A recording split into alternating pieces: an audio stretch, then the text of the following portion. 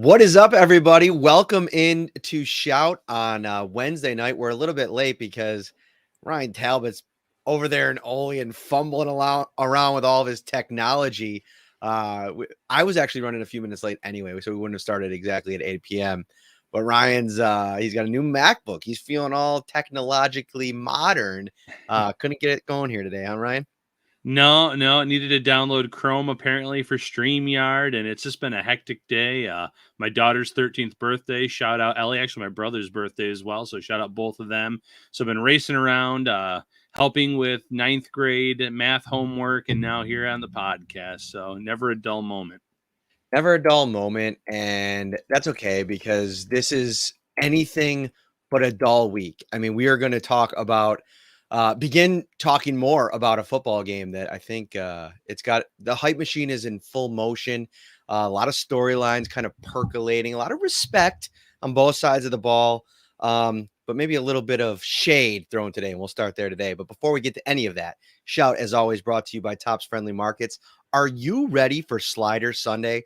Dolphins, Bills, what better time than to get some new gear or some delicious food, get yourself set up for game day. Every time you visit slidersunday.com, you have a chance to win free products, brand swag, tailgating gear, trips, and more. One chance per day and no purchase necessary. Head over to Tops Friendly Markets, get yourself all stocked up for the big game on Sunday. Ryan, Tyreek Hill, he's familiar with the Buffalo Bills. I mean, this guy has played the Bills with two iterations of two different teams. You know, he's been in Miami the last little over a year. This will be his fourth matchup as part of that team. But he was part of the Chiefs before that. So he understands this fan base. He probably understands what saying something about the fan base will elicit. He was doing some media this week and said that going to play in Buffalo is just like any other game day experience, that Bills Mafia is like every other fan base. And it's got people charged up, got people feeling a certain type of way. Your thoughts on Mr. Hill's comments? Yeah, I think that's just it. He doesn't necessarily want to give the fan base a little bit more credit than any other fan base in this league, but he knows that Buffalo could be a rather hostile environment. It can get very, very loud. Last year in one of their matchups, their head coach was begging the referees to throw a flag on the team for snowballs being thrown at them. So again, I mean, Tyreek Hill was there. He knows what it's like in this environment. No snowballs on Sunday. Not quite ready for that in Western New York at this time of year, but it's going to be very, very loud at Highmark Stadium. The Bills fans are going to be ramped up for, what feels like a huge game, despite it only being week 4. And I think Tyreek Hill needs a little bit of a history lesson. He plays for the Dolphins. I mean, one of the greatest rivalry-driven incidents in NFL history was the whole Brian Cox era, and the batteries being thrown, him throwing up the double birds as he walked out of the stadium after getting kicked out of a game. It's funny. I just did a Google search on Brian Cox today after I saw this headline, just to revisit some of those times, because I grew up in that, Ryan. We both did. And that was wild. The 90s, it felt like a different era, a different game in a lot of ways. It was nastier. That whole interaction between Cox and Bills fans was so heated all the time. He actually said on a podcast, and it's called The Fish Tank, with a couple of former players that do it for MiamiDolphins.com. It was a really good listen. And the interview was, excuse me, the interview was done at the time that Brian Cox Jr. was on the Bills practice squad. So Cox came out and said that it's weird because when the Bills play the Dolphins now, I'm cheering for the Bills, which, I mean, I think that's pretty crazy and wild to think about. But he said at the time when he would go to the team hotel, when Miami came to town, Bills fans were sending death threats because it was the tensions were so high. He had FBI agents stationed outside of his hotel room and would basically tell him, "Hey, you can't go out and get anything to eat right now. It's not safe." Like, that was the kind of exchange back and forth. So, like, I don't know, maybe Tyreek Hill is leaning into the rivalry a little bit here.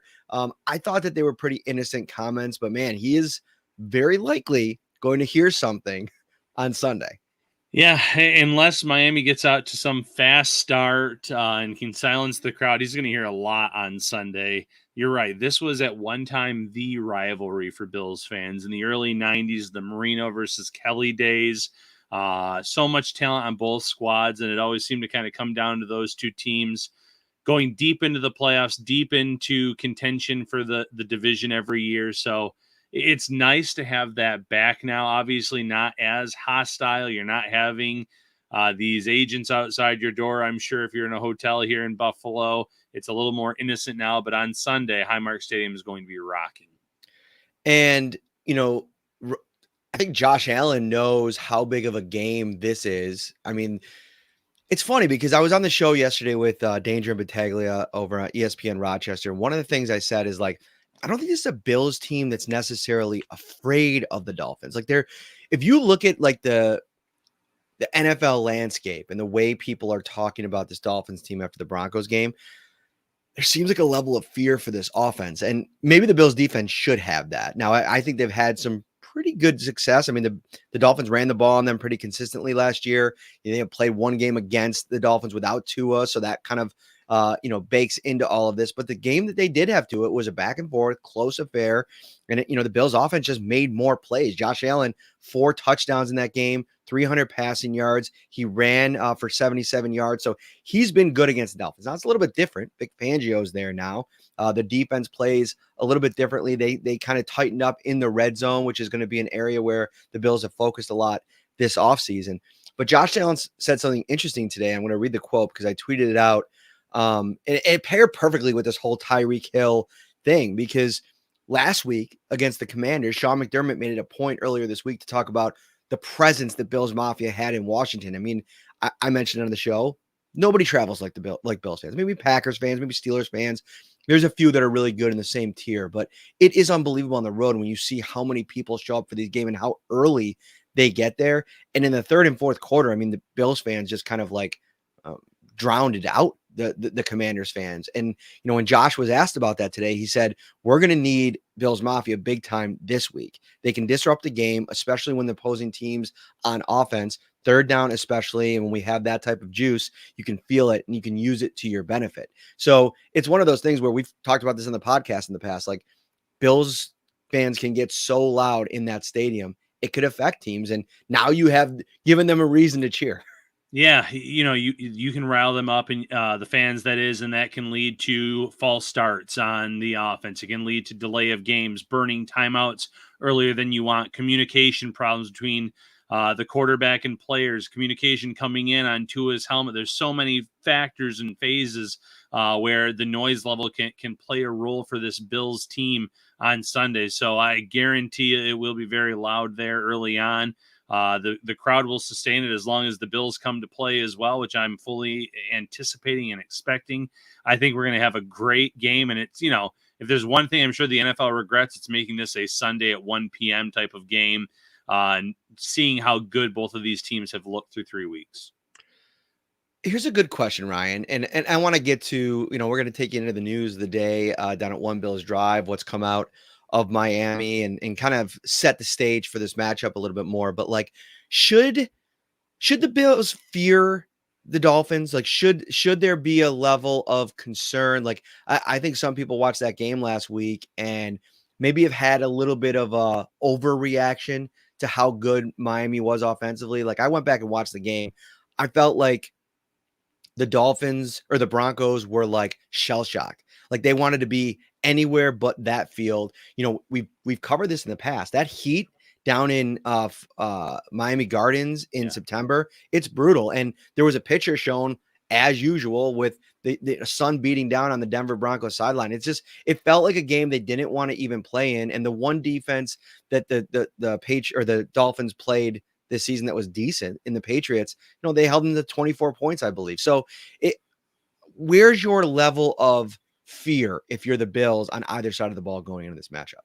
I think that it's healthy to have some fear in the speed the Dolphins present. Devin Achan, now that he's asked for his name to be pronounced differently after his big outing, 200 yards on the ground, 3 TDs, knowing they have Mostert as another back. You obviously have Hill Waddle's expected to play again. They have a track team, and that's going to be hard to play against, keep up with for 4 quarters. So it's okay to have a healthy fear there. I think that Buffalo's run defense is going to be tested in this game as long as the Dolphins are willing to stick to it. You saw success from the Commanders last week. I think it was 7 for 70s or 10 for 70, something like that for Brian Robinson, but they had to get away from it, when the score started to get out of hand. We saw some success with Breece Hall in week 1. So I do need to see the Bills step up in the run game, but no, they shouldn't fear this team more than any other team. Every team, when you go against them, there's probably something like last week, the Commanders. Wow, a D-line of nothing but first-round picks. There should be a healthy fear of that. But as long as you come prepared and ready and step up your game, it can be just like last week where Buffalo had the answers to continue that line. Buffalo, I'm sure Sean McDermott, as soon as that game was over on Sunday against the Commanders, he was licking his chops just saying, I can be the guy that comes up with the blueprint to slow down this offense. And to your credit, that Patriots game, it felt out of hand, or it felt like it was definitely a one-sided affair. But at the very end, the Patriots found themselves in it. They were driving to tie the game late. So they showed that there are ways to slow them down if you have a good defense. We saw that the Chargers could put up points against them. So this is not like they've been going up 70-0 3 straight weeks now. They've been in 2 really close games, week 1 and week 2, and then they steamrolled a really bad, maybe worse than expected Denver Broncos team in week 3. Couple questions about Kaiir Elam here in the chat, and Mike Trotter actually brings up an interesting point that I kind of agree with. I personally like the 1 o'clock games from a coverage perspective because it gets us home in time for dinner. But those night games, like the opener against the Jets, it's like you get into the weekend of football, you go through the college Saturday, and then you go through the 1 and 4 o'clocks. Then you have the night, and it's like you're waiting to get the game going. There is an element to, all right, come out on Sunday at 1 in that natural time slot. The weather is probably going to be beautiful. As a matter of fact, I saw that earlier in the show.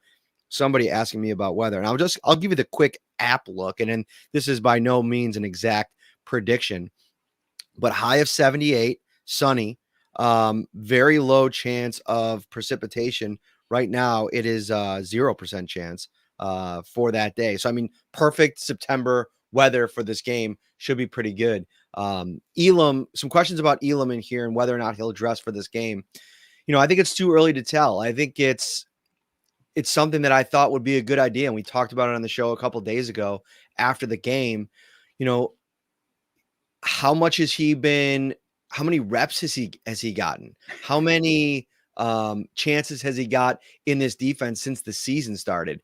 Those are questions that you got to ask yourself. There's speed there. And, if he can add an extra element, maybe he can play some reps on special teams. Siran Neal, if you notice, Ryan, is on the injury report today with an ankle injury. If there's a situation where he can't go, okay, well, now all of a sudden you have a roster spot available. It only makes sense to maybe bring a guy like Elam out who can maybe do some things on teams, throw him out there for a couple series, especially have him in case things go bad with what you have on the field ahead of him. Yeah, and first and foremost, I think you might be on the injury report there, Matt, after Caitlin just came into the chat and said, home in time for dinner? Seriously? Ooh, she came after you, and that was a knockout punch, but no, I usually work until 9 o'clock, but listen, I can grab some dinner on the way home. That's right. Home in time for dinner, is it not? I think it is. Okay. But to your point, if Siran Neal cannot go, the Bills could certainly go with Kaiir Elam, and it might not just be a either or situation with Siran Neal. We talked about this, like you alluded to. There is a certain type of speed that Kaiir Elam has, and has game speed that can keep up with the Tyreek Hills and the Jalen Waddles of the world. And last year he was graded favorably by Pro Football Focus in terms of coverage against Miami, and it's a very small sample size. Obviously, last year was his rookie year, but there's a lot to like about his game and how he matches up. Now, it would be a big shift in Buffalo's thinking after 3 weeks to throw Elam out there for meaningful reps and say, press these guys at the line, throw them off their route. It's not something the Bills have done the first 3 weeks. Is it possible? Yes. But if he is active, I think it might be as more of a rotational role, smaller role, might be purely in a zone type of role, but he still has the athleticism that I think this is a matchup where you want to have him on the field by any means possible. So I still think there's a decent shot he's active on Sunday. Angry Corky over on YouTube with the $5 super chat. All I wanted to say is go Bills. There you go. Big week. Just getting the message out there with Tyreek Hill, obviously bringing some heat of his own. I'm not surprised. Like Tyreek Hill likes to kind of just like get people riled up in general. He's a big gamer. I'm sure he's talking some trash on the headset. Like remember when we were kids and online gaming was just starting? Like I remember my buddy down the street would always play Halo. And I'd go over to his house, and I wasn't really up on the game yet. Like I didn't understand what you were doing. I don't even know if I had an Xbox or whatever it was at the time. He might have been playing online, but I'd go over his house and he'd just be like absolutely laying into some kid. It sounded like a 10-year-old kid on the other line. Like I just headshotted you or whatever. I was like, okay, dude, this is not my jam. I can see Tyreek Hill being real charismatic in that department. Yeah, he knew exactly what he was doing ahead of the game to try to rile up this fan base. He knows how passionate they are because, like you said, before Miami, he's been with the Chiefs, and obviously not the same division, but it sure has felt that way for the past 5+ years. It feels like every single year they've played each other, whether it was the Bills going up against the AFC West or these last few years where it's first place versus first place in the divisions, and they've always been matched up. So there is a longer history here than maybe some realize, and he knew exactly what he was doing. All right, Benjamin Carr over on YouTube. Love Hyde and Poyer, but think they have both lost a step. Concerned about them containing explosive plays. And I think that's a fair concern to have.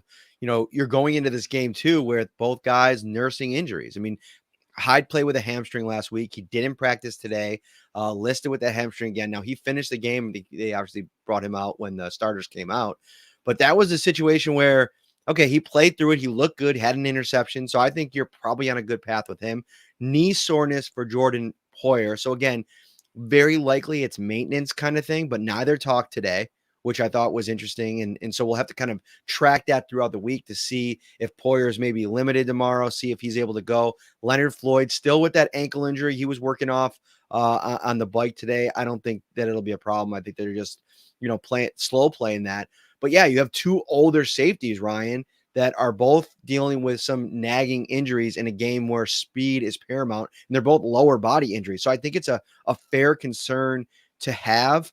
And I think that what makes me a little bit extra concerned from the Poyer perspective is all the things that they ask him to do specifically against this team. Like you have this number 1 ranked rushing attack. They're averaging 188 on the ground this year. They had 188 in the regular season game here last year in December. You're going to need him to be a big part of that. And then you're going to have to ask him to cover and react and to get after, Jalen Waddle and Raheem Mostert and Tyreek Hill and so on and so forth. Like it is a huge assignment for both of those guys on the back end. Yeah, and starting with Micah Hyde, I thought he actually showed a great burst, great jumping the route last week, getting an interception in that game against the Commanders. I've been very happy overall with what I've seen from him over the first 3 weeks. Poyer early on, week 1, he took some bad angles. He didn't look like himself. I think he's improved as well, but they're both on the injury list. You worry about that. Part of me wonders if Jaelan Poyer is going into this game, though, with some extra motivation, Matt. If there was a team that he was linked to this offseason going into free agency, it was the Miami Dolphins. And I know some of these reports, maybe they're credible, maybe they're not, but it sure seemed like at one time he and the Dolphins were a match made in heaven. It was going to happen almost, and it didn't for whatever reason. That's where he's, he has a house at. I'm sure that maybe he wants to show them, hey, you made a mistake not signing me this offseason, letting me come back to Buffalo. Motivation is a funny thing. It doesn't make you any faster. So I know, going back to the original question, have they lost a step? I don't think they've lost a significant step. I think with the aging process, yes, you're not quite the same as you once were. You might not be able to take the same angles you once did. You might have to be sharper in that area. But I think they're both still more than capable of stepping up and helping this team out in a big-time matchup on Sunday. Yeah, and some people are talking about like 3 safety looks. Like I'm not going into this expecting that. Like even Tua, I felt listening to his press conference today, and I want to talk about somebody he specifically highlighted, which I think is so interesting that this guy is starting to get real like notoriety around the league. And I think it's happened for a couple of years now, but it seems more consistent recently. You know, I don't think the Bills are going to change who they are for this matchup. Like, I don't know how much they even in a week like this, how much they would even have time to rep three safety when we didn't see it all throughout training camp. And I think that when you try to do something too different and get outside of what you are good at and what you do, that's when I think you can run into some problems. And I think it's boring when like as a reporter when Sean McDermott leans into fundamentals, but he's right. Like you have to be on your game from a tackling perspective, from a ball recognition perspective, being able to communicate and work within your rules out there on defense. I mean, those are all really important factors when playing this team. Like most guys on the defense, I don't know if there's any guy that runs as fast as Tyreek Hill in the NFL. So you're not going to run him down in the open field, but as a collective population of the football, Tremaine Edmonds always talked about it. That's a really important piece of this game. I think they're going to more lean towards that and stay with what they do rather than try to change things up with a look with. By the way, Ryan, like when Taylor Rapp has been on the field, they've tried to get him out there. It hasn't gone great early in the season. Right. It's gone poorly at times. You're right. And his snaps have been limited. And it goes back to maybe that Kaiir Elam question as well. I could see him getting sprinkled in. I don't see him starting this game, playing a significant role. I don't see Taylor Rapp playing this huge role where all of a sudden he jumps to 80, 85% of the reps or anything like that in this game. They're going to get sprinkled in possibly in the case of Elam and definitely in the case of Rapp. But I don't see it changing significantly. Like you said, if you change everything about your identity, whether it's on offense or defense, generally doing that on the fly does not go well for you. Now, we've seen the Bills make some fundamental changes from last year to this year, leaning into the run game a little bit more, really trying to get it going over 4 quarters. So by the end of the game, you can have James Cook ripping off big runs because the opposing team is tired. That has been an improvement. They really did struggle to run, but this is not like it's a run first team now. It's got to be a slow progression. I don't expect the Bills to come out with any kind of new packages that they're going to play in a significant amount of time against this Dolphins team. It comes down to gap integrity, another Sean McDermott favorite. It comes down to execution on offense, being better in the red zone on offense when you're Buffalo. This bend but not break. Both teams kind of feature a bend but don't break defense. The Bills have been really good at that over the years. This year, they've really limited points and made plays deep in their own end. Like last week when they had a few turnovers, they just have to play within themselves. And I think at the end of the day, they'll still be in this game and or winning this game late when it matters. See some worry about the Dolphins running game. And listen, this isn't anything new that Miami's doing. I mean, they were an elite run team last year. Mike McDaniel's offense, it's predicated on that healthy, unrelenting, like consistent running game. And then they've had that. Last year in the December game, they ran 25 times for 188 yards. Mostert had 136 yards on 17 carries. So they were consistently moving the ball with that part of their game. I mean, Tua was 1730, 234, 2 touchdowns, no interceptions. Tyreek Hill, 9 for 69 and a touchdown. Waddle, 3 for 114 and a touchdown. I mean, you're probably going to have all of those things, right? You're going to have those 4. Now you got Achen that you're adding to the mix that completely adds another element to this thing. You're going to have all those guys get theirs. But here's the important stats for me in this game. First of all, third down. The Bills were 8 for 14 for 57% last year in this game. What that does, and Sean was asked about this today, is it keeps their offense off the field when you're converting on third down. It's important. The Dolphins were 5 of 14 for 36%. The Bills won by 3 points, and the Dolphins were 1 for 3 in the red zone. So as long as you're not giving up those massive explosives and you can somehow turn in a 30-ish, 40-ish% conversion rate in the red zone, you give yourself a chance with the success that this Bills offense has had against the Dolphins. Yeah, and I recently recently rewatched that December game, and honestly, a big part of the Bills' win was Mike McDaniel, I think, outsmarting himself at times. The Mm. run game was working really well, and in these third and short, fourth and short situations, he kept going to the pass. And if he had kind of stuck with Mostert in those situations the way that he was running in that game, there could have been a completely different outcome. The Bills made big plays on those pass attempts by Tagovailoa, batted passes, incomplete passes, just got after him at times. And it was really a change in their fortunes, too, when the snow started coming down as well. But it could have been a completely different outcome that game for the entire season, regular season. It could have been a sweep for Miami. It's really interesting how a few plays calls can turn around an entire game. So the Bills, though, if they can come out, they can kind of slow down this run a little bit. They've done a very good job over the years of limiting the big play, that explosive play that goes downfield for the big gainers. Yes, you can dink and dunk against them, and I think that's the game plan for both teams. Make you beat us. You're going to have to beat us by taking what they give you and moving the chains, not setting yourself up for failure with penalties, backing yourself up, taking a sack, making these bad plays. And whichever team can out execute the other at the end of the day will win this one. If you want to be a big winner as a Bills fan, you got to sign up to become a Shout Bills insider on the text line right now.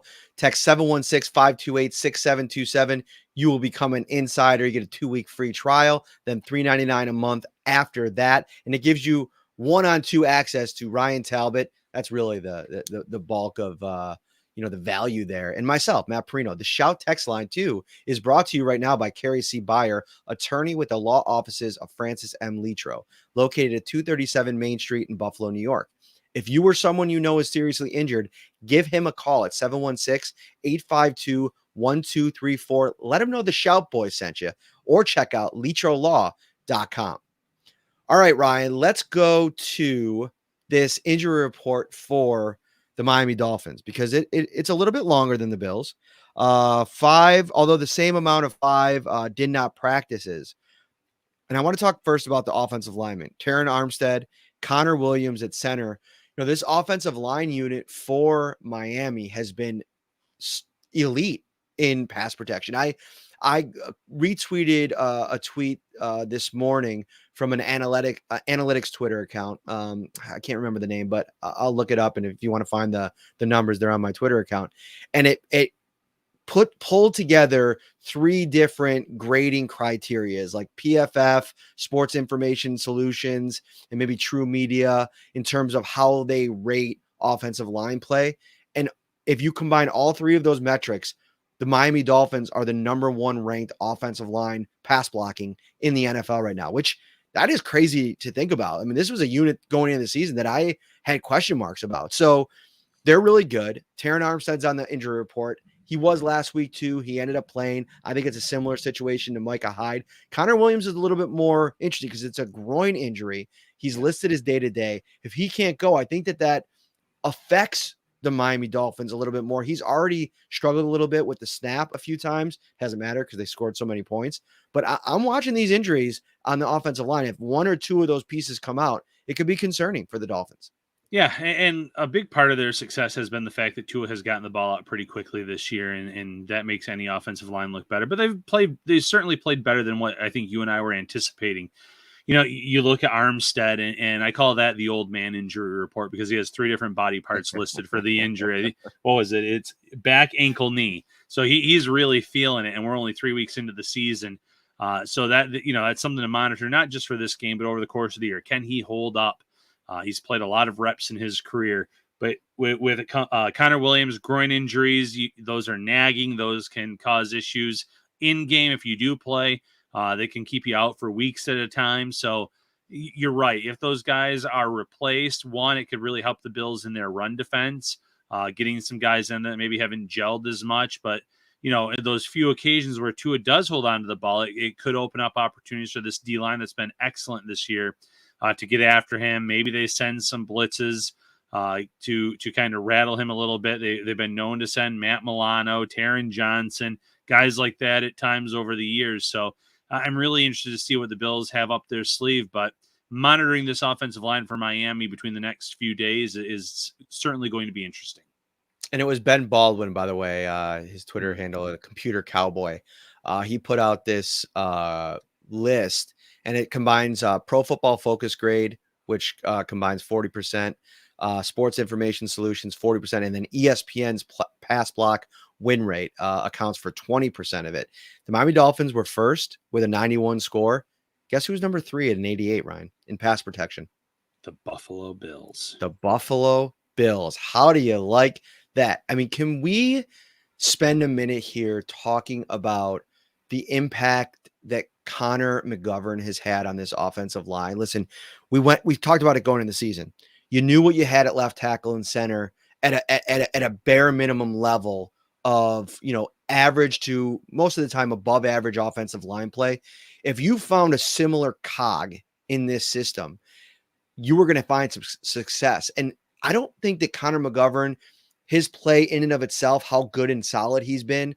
Brandon Thorne does a great job covering line play in the league. Definitely worth a follow on Twitter. He put out a video of 3 different reps of Connor McGovern in the game against Washington and how he was winning against Jonathan Allen, one of the best 3 techniques in the league in some one-on-one situations. That is massive because we know who was there last year, right? Roger Saffold, not very good. But it's meant more for Dion Dawkins for me because he has looked like the Dion Dawkins of those last 10 games that we always talk about in 2021. This version of Dion Dawkins looks like that guy. And I think the guard play, especially on that left side, is a big reason why. Good guard play helps tackles. I mean, it's that simple. Look at the years that they had Richie Incognito here and how the tackles played next to him. If you have a guy that is holding up on his own responsibilities on the inside, it makes your responsibilities on the outside that much easier to focus and zero in on. And, I don't want to beat up on Roger Saffold too much here, but he had a very, very down year. I think that the Bills, when they acquired him or signed him last year in free agency, they thought that maybe there was still a year or 2 left on in his game, and there was not. He really struggled after a few weeks, and it only got worse over the course of the season. That probably caused Dion Dawkins a lot of stress in terms of his responsibilities, seeing his Saffold's guy getting beaten and trying to kind of help there, do a lot of different things. Right now, he is zeroed in on his own responsibilities because of the way McGovern's played. I think on the other side, too, it's why we've seen a nice little 3-game stretch, 2-game stretch. I think he had some rough moments in week 1 at right tackle because of how good the rookie Osiris Torrance has been. When these guys are holding up on the inside, it really helps with Spencer Brown, Dion Dawkins, and across the line as well, obviously, too, with Mitch Morse at center. I mean, David Edwards, he got 15 snaps. He looked really good. He was the top graded Pro Football Focus offensive lineman for the Bills, obviously in a limited snap sample size. But it was interesting, too, because I really like him in that role of in the jumbo package, bringing out a 6 offensive lineman, letting him get out in space where he's really athletic. He is a Cromer guy going back to the LA years. And I think like the Cromer effect, like you can't speak enough about what this has meant. I mentioned that Brandon Thorne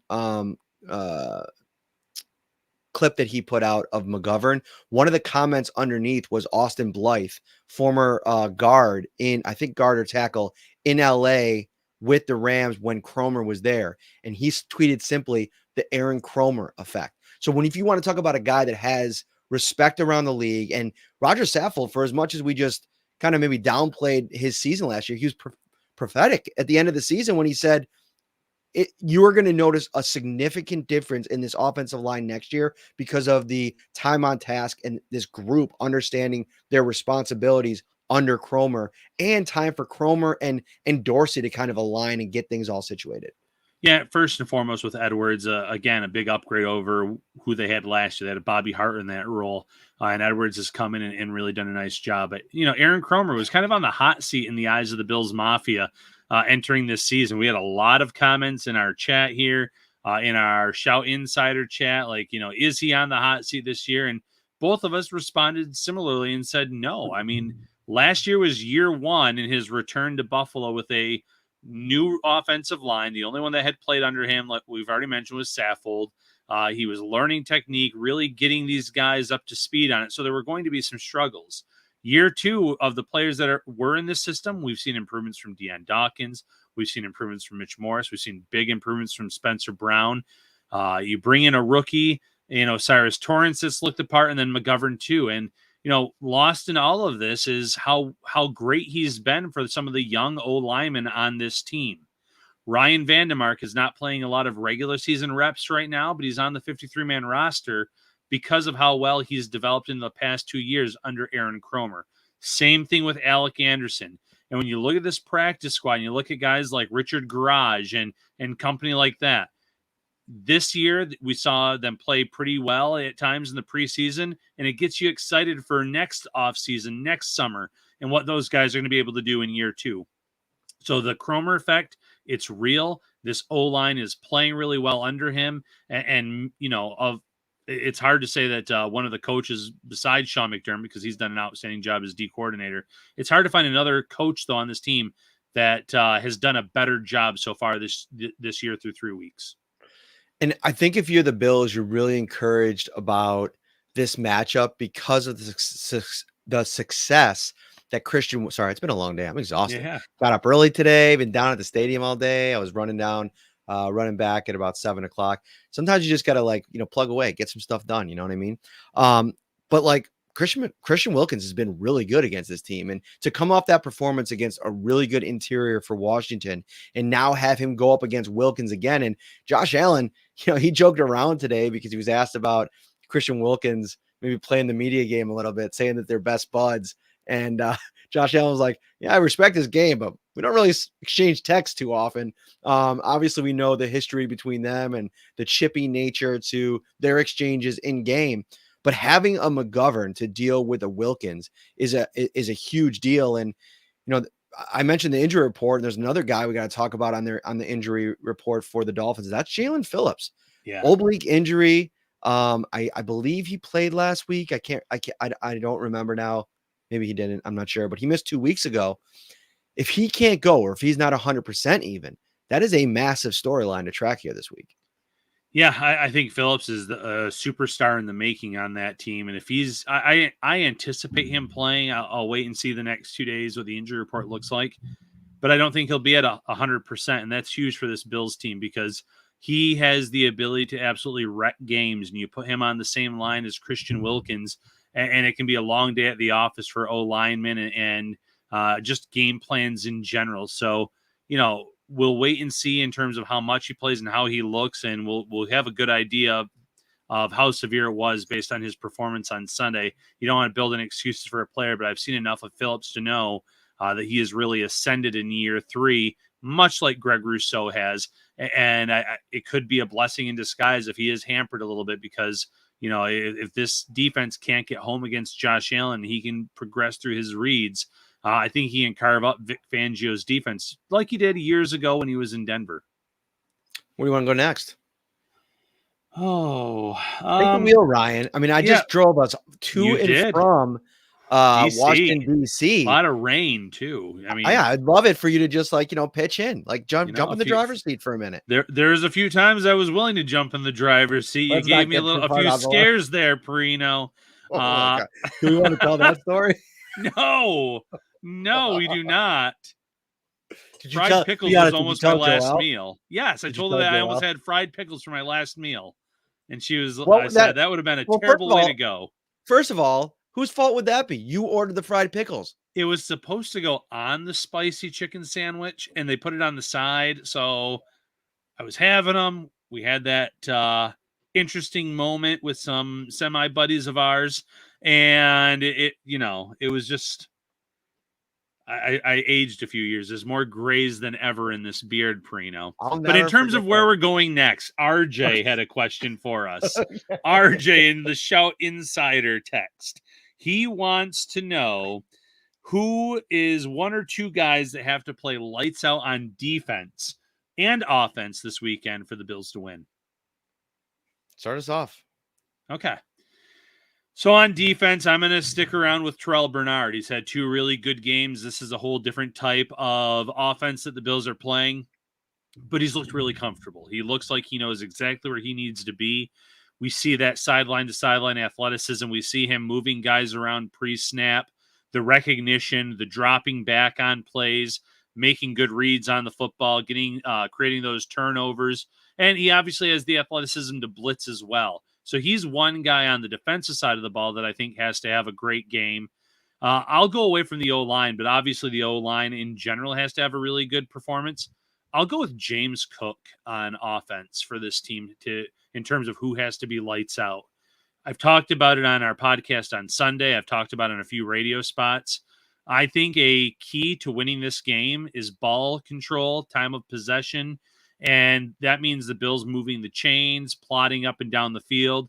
We've seen 2 games now where they've had at least 1 9-minute drive. You do that, and all of a sudden, Tua, Tyreek Hill, Jalen Waddle, they get a little frustrated on the sidelines. They might try forcing things when they get out there on the field.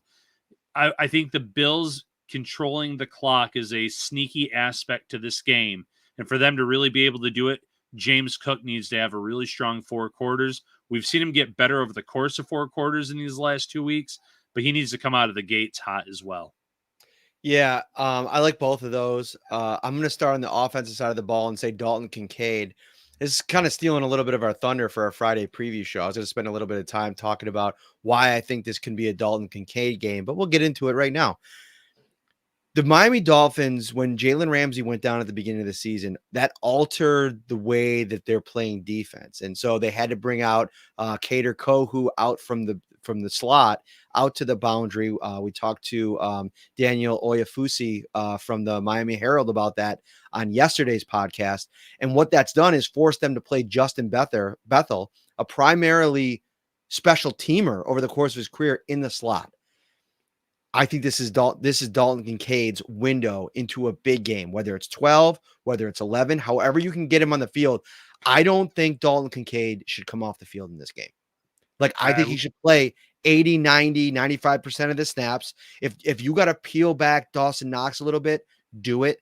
And here's the other piece of this too that I think is really important. So I asked Josh Allen about Dalton today, and I'm going to bring up this quote exactly because I don't want to get it wrong. And, we shouldn't talk more about that driving incident, but I do want to explain myself at some point. My wife commented in here that he usually drives like a grandpa. So she was surprised to hear about it. Listen, we'll get into the story later. We'll see. So he said, we spent a lot of time together, Josh Allen and Dalton Kincaid, just making sure that we're right on certain routes. As we get into the season, I only see his involvement in what we're doing going up because he's a special player. So we need to continue to find ways to get him the ball and allow him to go and utilize his skills. To me, that was a sneak preview into what I think we could see. It's been week after week, and we've been waiting for that uptick for Kincaid. I think this is the matchup. I think this is the spot. And I think, if they're spending that much time together, maybe they have some things they could cook up for this matchup. Yeah, I wouldn't be shocked if they were attacking Bethel early in this game. Bethel has been a very good special teams player throughout his career. But like you said, he has not been a regular player on defense. And if the Bills have success with Kincaid, I wonder if it would force them to show their hand or to change things up, move Kaiir Elam back into the slot. I believe it's Cam Smith, the 2nd-round pick that they really haven't been playing much, but he has the pedigree that you could play him on the outside along with Xavier Howard. And maybe the Bills can either force their hand a little bit or you just keep attacking it. If it's a weakness and you're winning, go back to that well as many times as you need, because in that specific matchup, I'll go with Dalton Kincaid 10 times out of 10 against Justin Bethel. On defense, I was thinking about a couple different options, but I'll go with my player to watch that I'm going to have on Buffalo Kickoff Live on Sunday. I'll give everybody a little sneak preview there. DaQuan Jones, Ryan. He has been I was talking to Elena Getzenberg from ESPN, and she had up the True Media stats, and she was looking at pass rush win rate. DaQuan Jones is like top 5 in the NFL right now. And to me, that's such a huge deal because everybody that's rushing to around Jones, I feel like has the chance to have success in this game. And that's important because it's not going to be all about the hits and the sacks. I think the Bills are going to be able to get to Tua at times, but it's not all about that. It's about affecting him, getting him to get out of his rhythm, really causing chaos in the pocket. And I think Jones is kind of like the guy that really starts that going. I think Ed Oliver's been the straw that stirs the drink, but I think DaQuan Jones is the tequila in the margarita, man. I mean, the guy has just been really, really good, and I think that he has a chance to really set that tone for everybody else around him. First of all, we need that to get clipped out of this episode. He's the tequila in the margarita. That is a phenomenal line. Yeah, listen, DaQuan Jones is, jokingly on social media pointing out all these graphics that have all the Bills D linemen and their stats, and he always seems to get left out of them. And he has been a game wrecker through 3 games. He had just as many pressures as some of the teammates that made those graphics in certain matchups, but he keeps getting left off. So maybe this will be the performance where he outshines them, and they force him to, or he forces them, I should say, to put some graphics up on social media in game, getting after the quarterback, stopping the run, making big plays for this defense. But he's been phenomenal. And, we saw last year how good he was when he was healthy, and we saw how bad this D-line looked in the playoff game when he couldn't go against the Bengals. AJ, what are we doing here, AJ? Gel does not go in this hair. Okay. There is a specific product that goes in this hair. It is not gel. I will school you up on that next time I see you. Another good comment here. Gregory points out, I cannot believe that we are ignoring how average the Dolphins defense has been against 2 mediocre offenses. They gave up 31, 32, whatever it was to the Chargers. So it was obviously 36, wasn't it like 38-36 final, something like that? Okay. And the Bills are not being talked about how good their offense is. And I agree. I said it on the radio yesterday. Like, this is not an offense for the Bills that is fearful of the Miami Dolphins defense. Vic Fangio is a good defensive coordinator. He's had success in this league. But early on, I mean, they're probably going to be a different version of this defense in December. But I think there's a lot of really good things this Bills offense could do. And they have more to throw at this Miami Dolphins team. I think the Bills are more different in this matchup offensively against the Miami defense than the Miami offense is against the Bills defense. Like, I think that there are potential upgrades the Bills defense has. You mentioned Terrel Bernard. If he plays the way that he did last week, it has that kind of impact on the game or even close to that. That is a huge difference from some of the games that we've seen when they've had Tremaine Edmonds. Sure. And you throw Trey White, who I thought had a nice performance last week against the Commanders. He didn't play in that first matchup against the Dolphins last year, and he's looking a little bit more like himself. This D-line, the way that they're playing right now, is light years ahead of how they looked post Von Miller's injury last year. There's a lot working in Buffalo's favor in terms of how they look coming into this game. Offensively, they have a lot of different skill sets and talented players that they didn't have a year ago for these matchups. Obviously, Dalton Kincaid's at the top of that list, but they have some bruising backs that can move the chains on the inside, and Damian Harris and Latavius Murray. They have the speed option, and Cook, who's been there. Upgraded O-line. Deontay Hardy, who they're trying to utilize, really hasn't worked out yet. But there's just a plethora of guys on both sides of the ball that the Bills have that are kind of these X factors that maybe the Dolphins don't have a lot of tape on or experience playing against, where obviously there's guys like Allen and Diggs that they know very well. But I think the Bills can kind of throw some surprises with these newer faces on this team. Throw some surprises at all your guests that are coming over to hang out to watch this game. Maybe you're going down to the Dolphins-Bills game early to tailgate. Whatever you're doing, make sure Tops Friendly Markets is part of your plan. Start your Sliders Sunday winning streak with King's Hawaiian this football season and earn rewards to redeem for free product, brand swag, tailgating gear, and more.